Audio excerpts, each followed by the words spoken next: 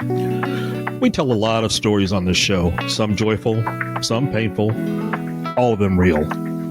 And through them all, there's one constant, the human ability to find the good.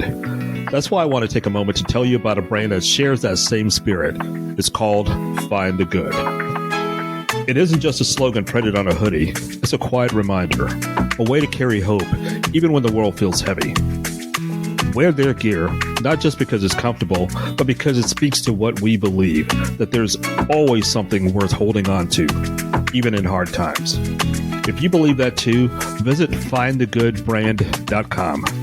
And just for listeners of Stories from Real Life, use the code REALLIFE, that's all one word, Real Life, to get 10% off all your orders. Let's keep finding the good together. On today's edition of Stories from Real Life with Melvin E. Edwards. Our guest for this episode is tech leader Cristian Cibils Bernardes. Cristian is the founder and CEO of Autograph, the company building Walter, the world's first AI historian. Walter serves like a journal, calling you once a week to record your life story and uses that data to build your autograph, an AI portrait that sounds like you, speaks like you, and has your memories. This enables your loved ones to access the wisdom in your lived experience even after you're gone. But my kids are going to be in a different situation. My wife is from LA. We are going to live here.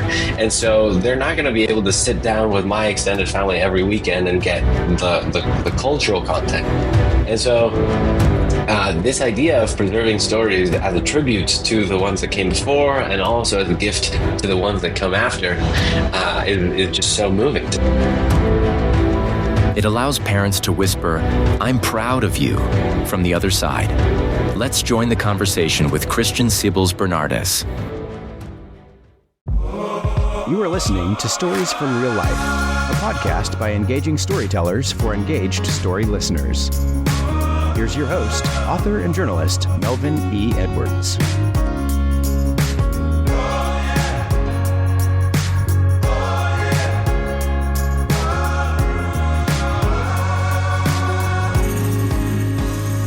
Hello again, and welcome to another episode of Stories from Real Life. I'm your host, Melvin E. Edwards. Thanks for joining me for the podcast where personal stories can have a global impact. As you heard in the intro, our guest today is digital historian Cristian Cibils Bernardes. Cristian, welcome to the show. Thanks for having me on, Melvin. Excited to chat. Yes, me too. So how did a kid from Paraguay end up at Stanford University in California? I'm still figuring that one out. But I can tell you, I grew up in a pretty unique context. So obviously Paraguay is very different from the US. It's funny. I grew up at times and, people would think like, oh, you grew up eating burritos or things like that. And I was like, oh no, man, I remember the first time I had a burrito and it was like a foreign thing. Paraguay to me is like the Shire from the Lord of the Rings, it's very similar energy, not the tallest, hairy people who like to take care of the land and hang out and drink beer and just celebrate birthdays. Very communal, very agricultural. But in my context, my parents are both computer scientists. And they are both tech entrepreneurs. So they start a company together. My mom's the CEO. My dad's the CTO. This is a very rare thing. There's not really a tech scene in Paraguay. But I saw them do the entrepreneurship hustle, like try an idea for a few years and it wouldn't work out, or it would start to work out and then not work out. And most of my growing up till I was about 12 or 13 was just trying everything from, reselling Microsoft Box software to writing a word processor for notary services. And the thing that started to work for them was when they caught on to the idea that SMS was going to be a thing.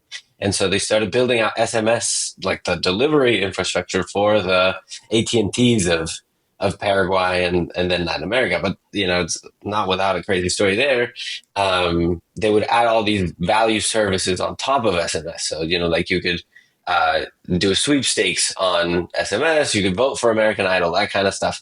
And one of the things that they did was these sweepstakes, and there was a mob like a gambling mob that was apparently this was eating into their pie. And so like we started getting death threats.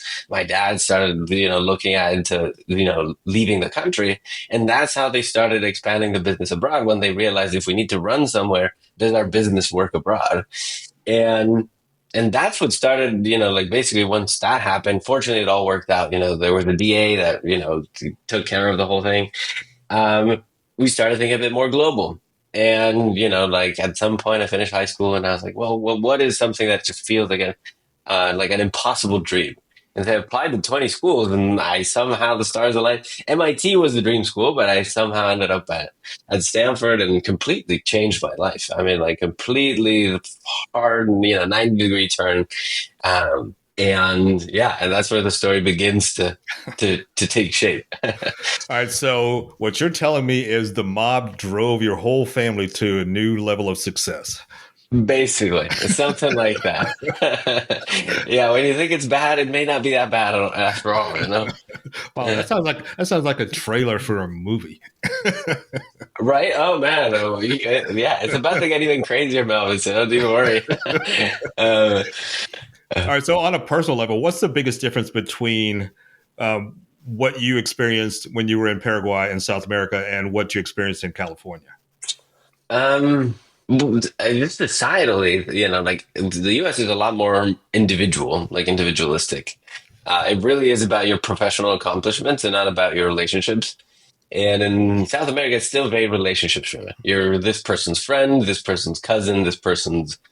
Here, you're kind of by yourself, and basically you have your resume as your alibi for what you've been up to. And that was a new thing to adjust to. But also, I think like very empowering in a way, like there's like, it's on you to build your career. And I thought that was very exciting. California has been incredibly welcoming to me. I mean, I really have to stress that I've struggled more when I had to come back to Paraguay for extended periods of time, and the reverse culture shock strikes me, more than actual culture shock coming here. No, it's like, especially here where I'm at, in Silicon Valley, where, there is this air of possibility, there's all these startups happening and there's all these, everybody's trying to, change the world in some way or another. And it does feel like the American dream is very much alive here, or certainly has been, or was at the beginning where I joined. And so that was electric, that was, the kid from the Shire showing up and being like, oh my gosh, like, I think so. I think that's the social fabric is just so different.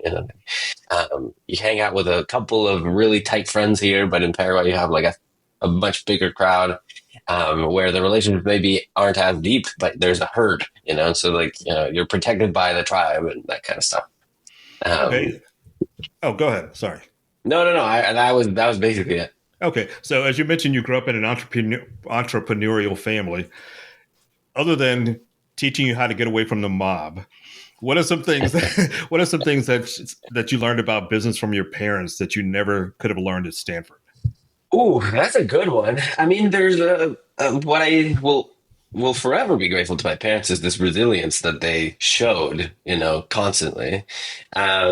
It would always be business talk at the dinner table. There would be some kind of problem being, HR related, marketing related, and so it was this constant theme of problem solving. Like there was always a problem. There's always like, let's get brains to think about how to solve it. Through, very low lows and also quite high highs, and so that's the part, like that experiential component is something that you don't learn in books. And honestly, even through my journey that hasn't really turned entrepreneurial until very recently for me, like it's not the same. You hear about these lessons and you hear about, what it means to be at the helm of the ship, or like the founder of something, and it's really quite different when the responsibility is on your back, and you have to motivate yourself to get excited about being up on a Monday morning, because if you can't, then nobody else will, And so that by far, I mean, just the example of, like you fall, you stand up, you fall, you stand up, you fall, you stand up.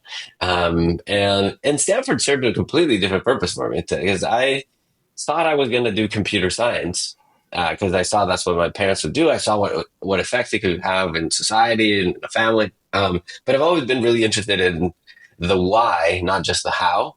And so I discovered this major there called symbolic systems, which is a blend of computer science with philosophy, psychology, and linguistics, which is my dream, in terms of it's, why are we doing what we're doing, and what is the relationship between minds and machines? How does this thing that we build connect to the economy, to well-being, to social psychology, and like, what is it good? How do we reason about things that are good or not?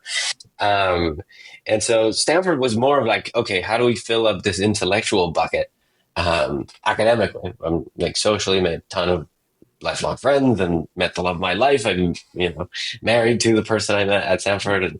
So it became like this very different thing. Like business did not play into the Stanford experience till much, much later. All right. You mentioned having majored in symbolic systems, and then you became the computer science section leader at Stanford. Yeah. What was that like for you? Oh man, that's a throwback. Actually, I forgot about. Well, I needed to earn a disposable income at some point, because I had an agreement with my parents. They were going to cover my personal expenses for the first year, and then if I had to have any expenses, I'd have to figure it out myself. And section leading is one of those jobs at Stanford that gives you a chance to teach, like earnestly teach while being an undergrad. And I've always loved teaching. I've always loved education. I love learning. I love, everything about it. And so it's also a competitive job. So I took three iterations. So I applied 3 times, got 3 interviews, got rejected 3 times. And the 4th time I got in. And it was incredible. I remember I got my first, I forget how much it was, but I got my paycheck.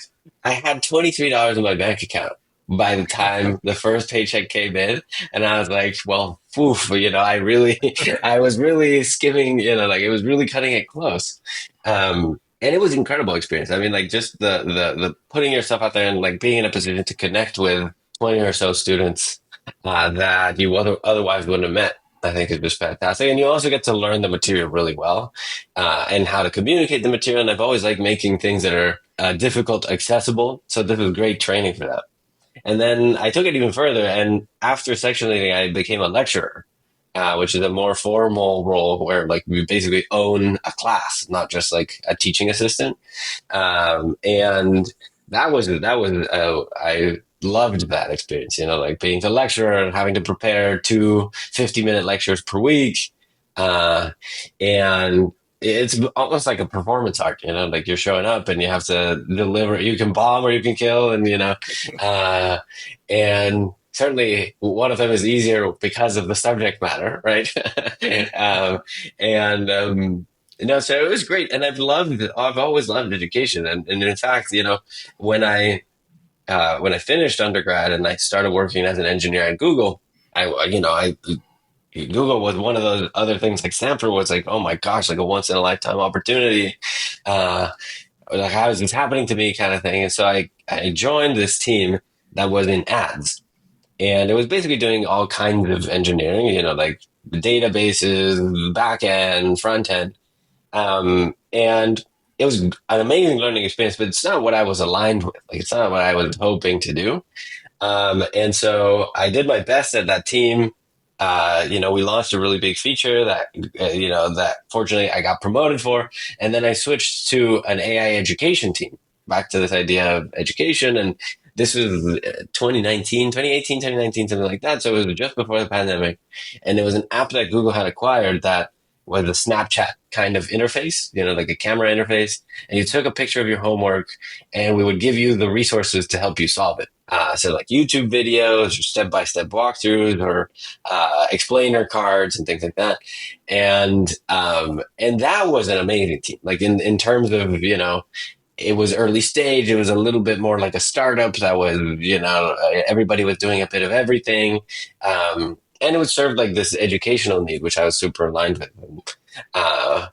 So I always kept coming back to this through line of like, what is this thing that I'm meant to do? And I've just been doubling down on that. Well, it sounds like all of the things that you had done up to this point sort of prepared you, developed you for creating Autograph. So I want to talk about Autograph now. So did you hear about any family stories during your childhood that inspired you to begin this company? Oh, for sure. Well, let me tell you how the we connect from Google to here, because it kind of gets into that. So after Google, the pandemic hits, and I'm like, okay, if it's the end of the world, I want to spend more time with the people I love. So I'm going to move to Chicago to be with my now wife, who was doing med school there, and work remotely for my parents because I don't see them anymore. I don't know how travel is going to work out. And so I'd love to be in closer touch with them. And that was another instance of big culture shock, going from, 4 years at Google to the family business. And it's a very different everything. But also filled with like these conversations around meaning and legacy and values, and how does our family connect over time if we're all going to be living in different places. And so super valuable. And I did that for 2 years. And then when my wife finished her med school and got her residency matched to San Francisco, we moved back to the Bay. And it had coincided that we got engaged. I had turned 30. We moved here. And ChatGPT had just come out. And so I knew that there was something here for me to do. And at this point, 2 years in, my parents are the ultimate founders. They're the founders. So at some point they would be like, you have to develop your founder instincts. You have to think like a founder. At some point I realized I don't know that I could simulate these things. I feel like I need to have actual skin in the game and feel the pressure and tension of being a founder. And so I decided to take time off to figure out what I was going to do next. And total blank whiteboard, I was like, okay, I could be a life coach. I could be an influencer. I could be an author. I could be all of these things. I was like, okay, very different life paths. And I didn't really find the thing that I was going to do, but there was this idea in my head. A few days after my 30th birthday, I had this opening scene for a book show up in my mind. And I was like, these don't happen to me anymore. I can't remember last time that this happened to me. I want to follow this thread. And so that thread actually became this whole exploration around, wait a minute, like AI, the AI landscape is actually really difficult to understand because there's all these companies that are building things that are getting killed by all these other companies. And so I didn't want to set out to build something in AI that was going to get killed really easily. And so what I realized was the only part of the AI landscape that isn't going to change is the data. We're always going to need more data. It's always going to need to be better data. And the data actually has an effect on AI. If it's good data, it updates the brain of the computer to be better. If it's bad data, it opens the brain of the computer to be worse. And so I thought, man, the thing I really need to be doing if I am committed to having the greatest impact is to write something that when consumed by AI, it updates its brain to point to a more utopian future than a dystopian future. And so then I turned this idea of this opening scene and this idea of the AI into a sci-fi novel. And that was the nerdiest excuse to write a sci-fi novel ever. And then it became just a project that I could put everything into it. I put all my philosophy into it. I put my life story into it. And it was just unbelievably rewarding. And I felt this sense of existential relief. My gosh, I exist somewhere else now. My story is written and I wrote it. And now I feel so empowered by this. I hope everyone on earth has a chance to feel this. But of course, in the back of my mind, I was like, I took 6 months to write a book. This is most people cannot do that. Right. And so then I had this thing in my mind. Well, how can we get people to think about their own story in a different way so that we all write a collective story that is better for everyone. And so I finished the book and I was like, okay, that's great. I probably should promote the book. And so I started my own podcast where I interview thought leaders, basically, Stanford professors, venture capitalists, AI researchers, psychologists, authors, artists, to try and understand this idea of what our humanity looks like in the age of AI. What does it mean for jobs? What does it mean for our sense of self-worth? What does it mean for relationships? What does it mean for art and artistic expression? And this was a couple of years ago, so AI wasn't as in the picture as it is today. And even today, I don't think we're still having enough conversations around, my goodness, what does it mean when, the legal profession is decimated because of jobs that, machines can do. And so I love the format. I love talking to people. I love finding out where they come from, what tickles them intellectually. And at some point I realized that the person I should be interviewing is my grandma. Not necessarily for the podcast, but just to have her story down. She has a crazy life story. Her dad was an MI6 agent. They fled Europe during the war, somehow ended up in Paraguay. They would communicate over secret messages. It's just this crazy family mythology thing that's not documented anywhere. And very sadly, a couple of days before our interview, she had a stroke. And that was the trigger that got me to connect all the dots. What is something that connects my desire to interview and get to know every human on earth? Because I really do believe that everybody's story is priceless and precious and has something to teach.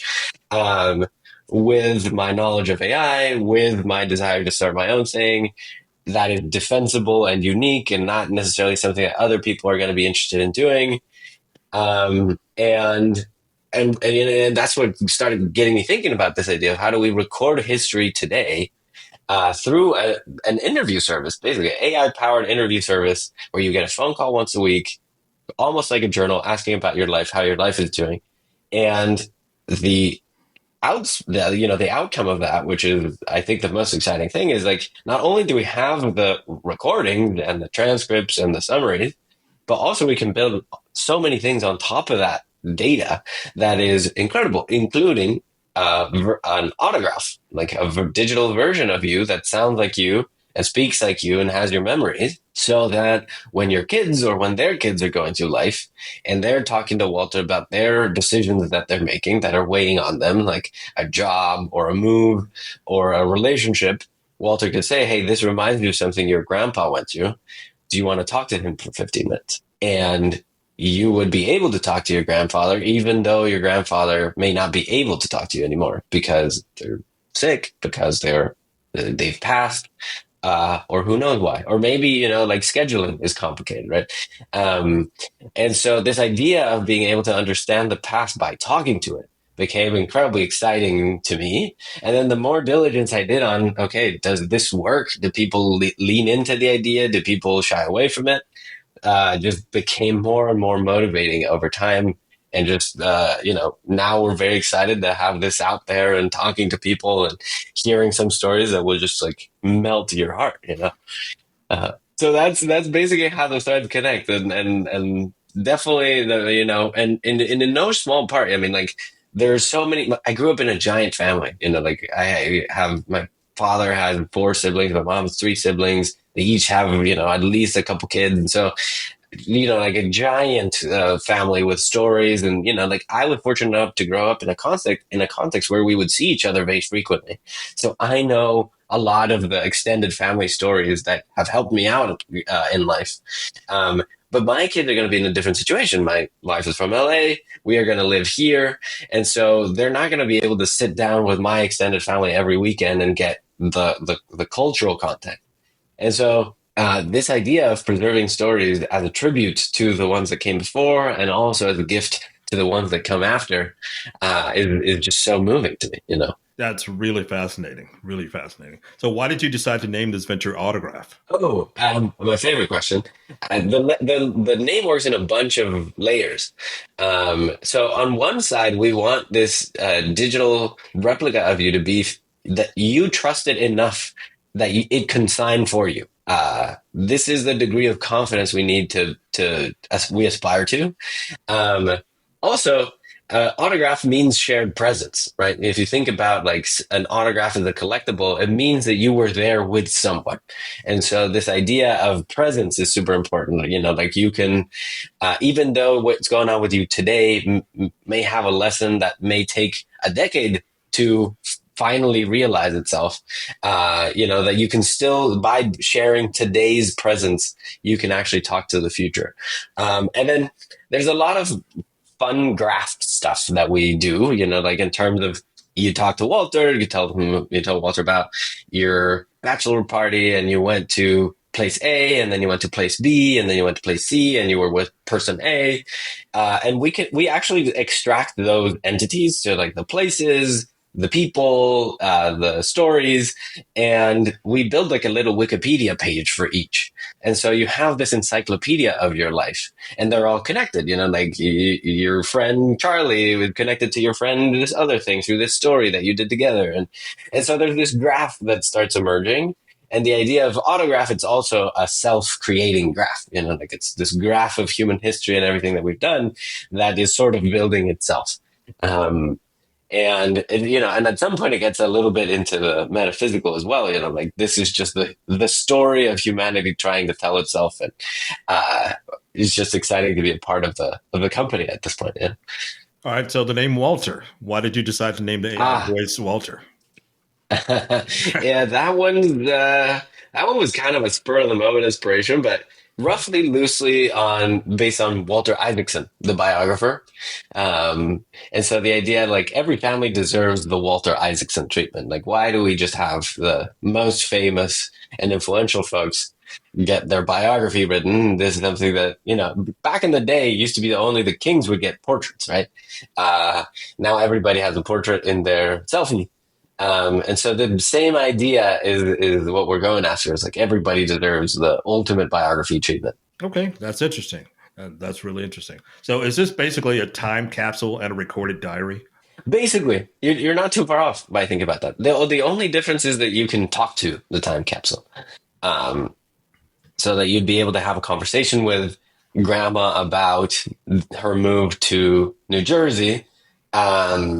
But then you'd also be able to ask grandpa about the same, and you'd be able to ask the kids about the same. So you'd actually start to get a more informed picture of, you know, the stories that make up who we are. You know, like, and, you know, it's so interesting to me. Like part of what I learned in writing my book was, wait a minute, like history is this very precarious game of telephone that has been, you know, going on for hundreds of thousands of years. And, you know, we remix the same stories over and over, but there's some loss, and, you know, people augment their stories in a little way or embellish their stories in a little way. And there's the power dynamic of the ones that win the wars of writing the history and that kind of stuff. And so then I was thinking, what is an alternative way to record history? And what is something that we can do now that's a lot more democratic and inclusive, and where it also doesn't require people to do anything different, you know, because if you have to build a new habit, that's also very difficult. And so this idea of you just talk about your life, and Walter will sort of like checkpoint it and sort of like tell your story back to you. And then you sort of digest that and you're like, oh, is it like that? I would say I would use this word or not this other word. And just by doing that exercise, it's actually pretty therapeutic in a way, where you have to get your story straight too, you know? And by doing that, you know, not only I think that informs your present day decisions better, you're going to be a little bit maybe more mindful of the version of you that you want to be remembered as. But also the side effect is that now, you know, this version of you as you're living today can be, you know, captured. And also your evolution over time, you know, like you evolve 5 years later, you're a different person. You've accumulated views, stuff has happened to you. Your plans have all changed. And so to have the difference is also super exciting. So you'd be able to talk to grandma at 16, you'd be able to talk to grandma at 26, you'd be able to talk to grandma at 36, and so on and so forth. Or yourself from back in the past. You know, you could be able to talk to your 18-year-old self. You know, you're going through something challenging, and you may need the optimism and enthusiasm that you may have had as a kid that now you feel a little bit more jaded for. But it's a very different sensory experience when you hear yourself in your own voice telling you this thing, or when you hear someone who's not around anymore in their own voice share this thing. Like I'm proud of you if you get an accomplishment that you were had been working a lifetime toward. That's really cool. So yeah, it sounds thank like you, man. Sort of a high tech journaling from that perspective. Yes, that's basically what we're going for. I mean, like it's a talking journal where we prompt you.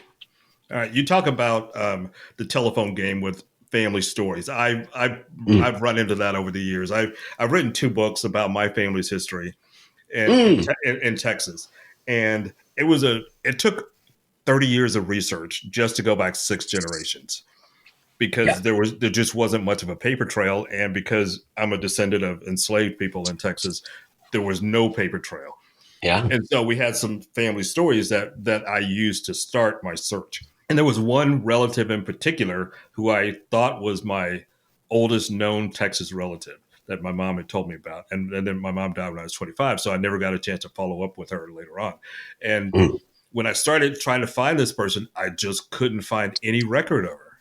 And it took me years to realize that the person that my mom had told me about was actually 2 people. She had conflated the names of 2 different people. And then like a first name one person, last name another person, right? And once how'd you find that out? That's crazy. It took forever. Well, it took a while. It took me some time to admit that that's what happened. So I was thinking, all right, this doesn't seem right. This isn't the right name. This isn't the same name. And then I had to realize and come to that conclusion. It was almost like the death of a family member when I realized that this person didn't really exist. But it was 2 different people. And so that gave me 2 different paths to follow in order to collect the information I was looking for. And one thing, Melvin, is that, every family has a version of you that is like the curious one out there trying to understand where the family comes from. And usually it's very much a volunteer effort, like it's very much like a passion driven thing. It's so much work in terms of the documentation that you need to collect and just like the world building that you need to sort of piece together, and then editorializing it and putting it into a book. That's 2 books. That's gigantic effort. And I think it's similar to what I felt in my book, where it's like, this is something that is so rewarding and enriching. And, like it does connect you to something deeper about yourself that you won't know until you do something like this. That I feel really sad. This is like, essentially blocked by this mountain of work. And so what is a way going forward to minimize that kind of work, but still create that same kind of connection experience? So I love that you did, you're also one of the documentarians. It is a special passion. Absolutely. And the way I had to do it is much more old school than the way that's available today. I would have to go to a library or to a courthouse and look for one document at a time, and then sort of mine that document for information and then go from there. And that's why it took over 30 years, because the census is only out every 10 years. So I'd have to wait for the next census to come out. The census is taken in the U.S. every 10 years, but it's only released every 72 years. So, So like the most recent document census that was released was from 1950, and that was released in 2022. And the next one will be 1960, and that'll be in 2032. So if you don't find what you're looking for from the 1950 census and you have to wait until the 1960, you've got to wait another 10 years. My gosh. My God. So yours sounds like it's much more accurate and much quicker to develop. Yeah, certainly. And part of our challenge is like, we don't want to be a business that sells something that's going to have value in 70 years or even 10 years. Like, we don't want to wait for someone to not be here for this to be valuable. So that's why we're also really focused on the conversational experience and it having like a self-reflection component that you get value out of too. Like in the same way that you talk to a friend and you are updating a friend on your life, and it feels good to share that because your friend has a special relationship where they kind of can call you out on your stuff a little bit too. I think that we want to be in a similar position, but a way more, let's say, like less opinionated than a friend. Like we don't want to tell people what to do at all. But we do want to share back to them what they shared. And if that feedback loop creates value, then I think that's where we want to be. And so the idea for us is that you talk to, something happens and your first instinct is I should share this with Walter, like my raw impressions. And then you can actually capture the emotional journey of, something happened, something really good or something really bad. And, how you navigate these. Because I think that's what the thing that was also on my mind when I took time off was, man, AI is here. There's no stopping the machine. It's going to be incredibly different. I mean, I already think about, kids these days with the iPads and screens and TikTok and all that stuff. Like their upbringing was already so different to mine. You add AI into the mix and who knows what that's going to be or what the world is going to look like. And so this idea of preserving today, because we can understand today, we sort of know where we came from, even though it's not perfect. But in a world in which things change even faster, where, products get deployed and hit millions of people in one day and change the way people behave and change the way relationships are formed and the date at which people get married and the age at which people have kids. And so the age at which it's just like the fabric of society is changing so much that I thought that it was important to have, okay, let's document today if we need to rebuild today, if we take a wrong turn at some point. Or if we take the right turn, then to remember where we came from. Like this was the right set of decisions that we took.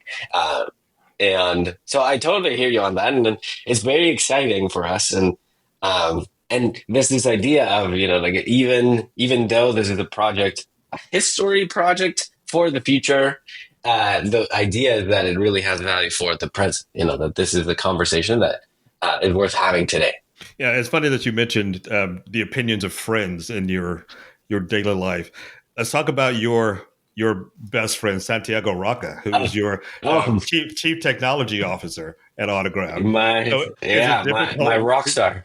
Is it difficult working with somebody you've been such close friends with for so long?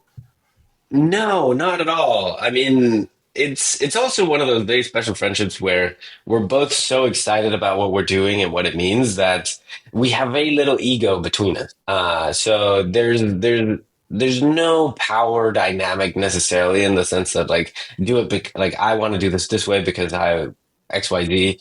We're really in this together, and so it feels like, if anything, like it feels like co-parenting. We have a kid together and have to navigate difficult decisions. And we split responsibilities in a way where we're both sort of happy with the responsibilities on one side and the execution on the other. So he's more than happy to take on all the technology, the building, the getting the product out there. And I'm excited to own the rest of the story. How do we get the word out, the actual product, the pricing, partnerships that we make, fundraising, all that stuff, which is the critical, team management, project management, all that stuff. No, it's been incredible. I mean, like we have 30 years of context, so we know, like when you know someone so well, you can guess what they're going to say back. And so our meetings are like 5 minutes long because we only meet about the things that we're not exactly sure how they're going to land.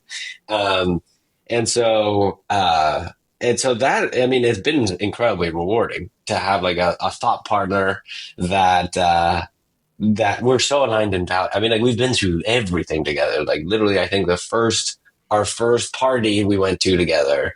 We went to watch all Star Wars together. Like it's one of these, like, and our stories are, it's a story of two friends that are taking on this like really epic challenge to negotiate terms with death, basically, right? Like to some degree, like we want to be around for each other, and we want to be around for each other's kids, and we want to support each other, and like we're building the tools that are going to allow our families to be with us for longer than has ever been possible. And so we're really motivated by the identity aspect of it too.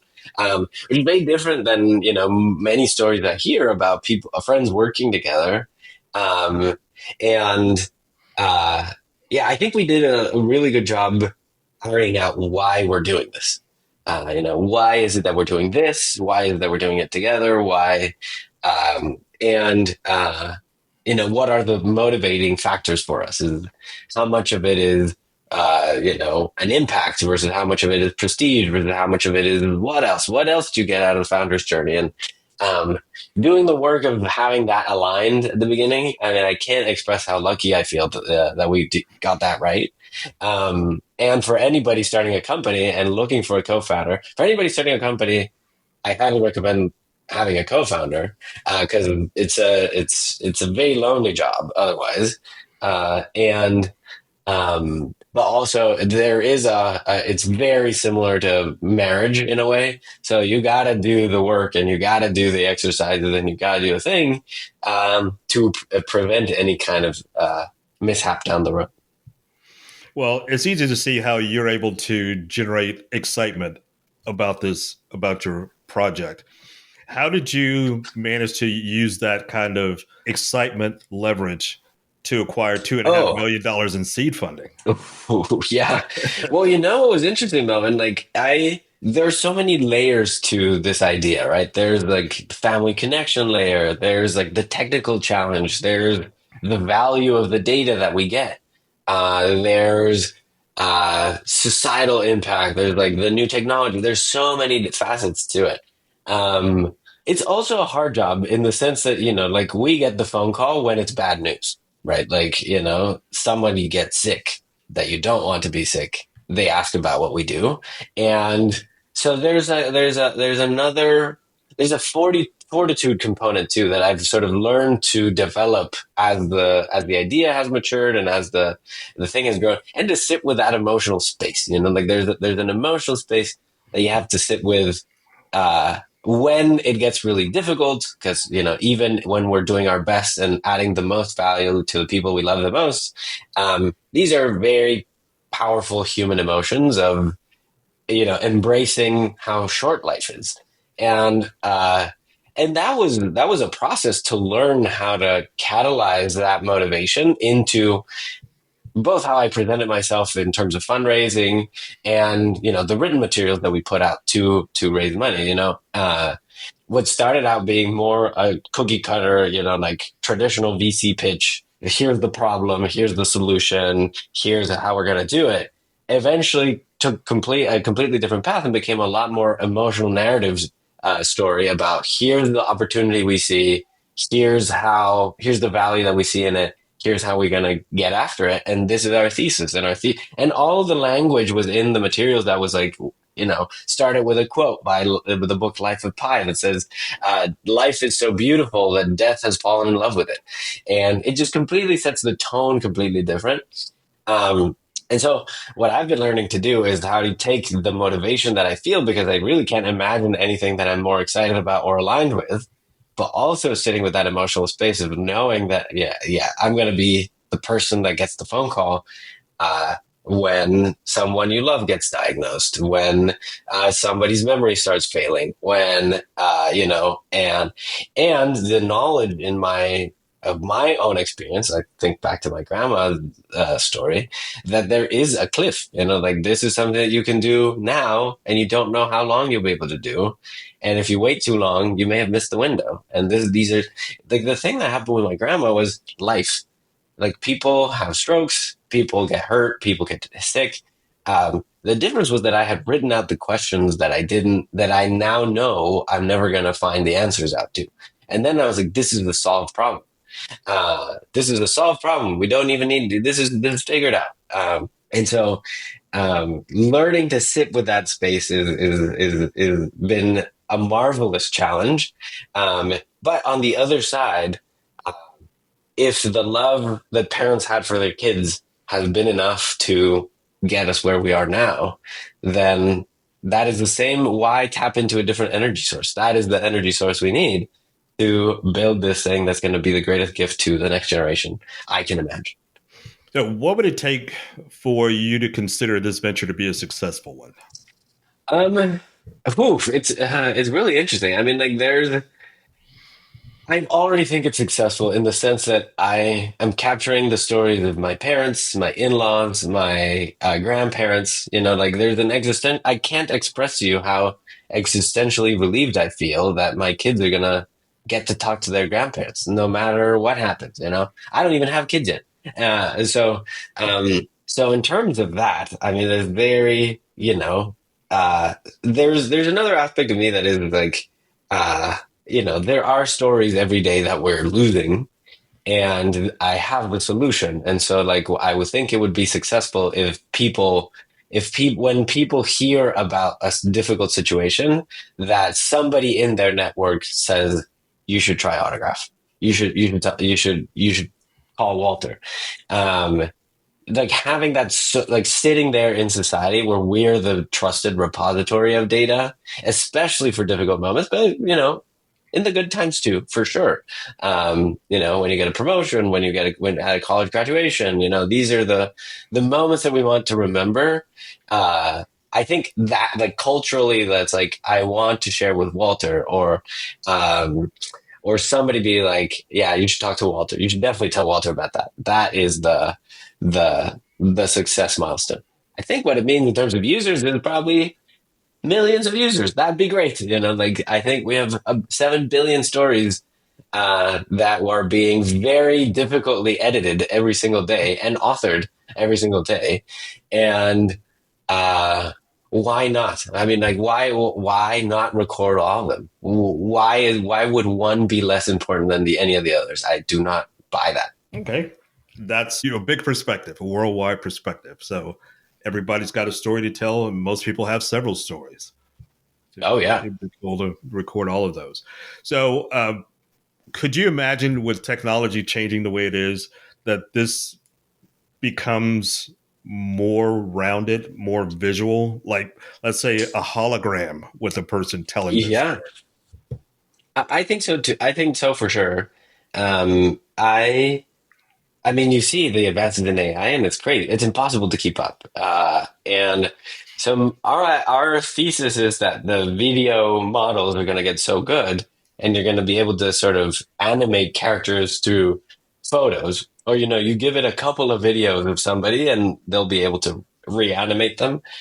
For us, I think the challenge is what does that animation look like, or what does that person say? And it's much easier to get audio data than it is video data. If audio data you could do over a phone call, it's much easier. Video you need to set up. Like you need a webcam. You need to plan you need to put it on the calendar. It's a lot more logistics, and so. What I think is probably going to happen is these conversational journals that probably at some point in the future, when phones aren't a thing anymore, are going to be all like brain related. And then whatever other multimodal experiences, video, photo, they're going to be used to build these snippets or representations out of the data that you give autograph, like a biopic kind of story of a grandpa working in the factory kind of thing, and basically like you'd have to invent or like recreate the aspects of that experience and editorialize it so it's short, so that you can consume it in a short period of time.